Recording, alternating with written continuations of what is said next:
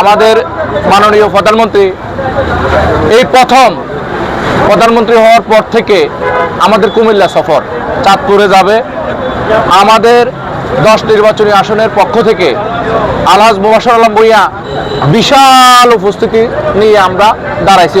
ওনার নেতৃত্বে উনি আছে, উনি সহ সকাল থেকে আমরা সকলে আমাদের সকল নেতৃবৃন্দ কুমিল্লা 10 নির্বাচনী আসনের সকল নেতৃবৃন্দ এখানে উপস্থিত আছে এবং আমাদের মাননীয় প্রধানমন্ত্রীকে স্বাগত জানানোর জন্য রাস্তার দুই পাশে আপনারা দেখছেন আমাদের প্রায় 15 থেকে 20,000 লোক এই পর্যন্ত একবারে বিশাল দূর পর্যন্ত আমাদের লালমাই থেকে একেবারে পর্যন্ত অনেক লোক কেশমপাড় পর্যন্ত বহু লোক আমাদের।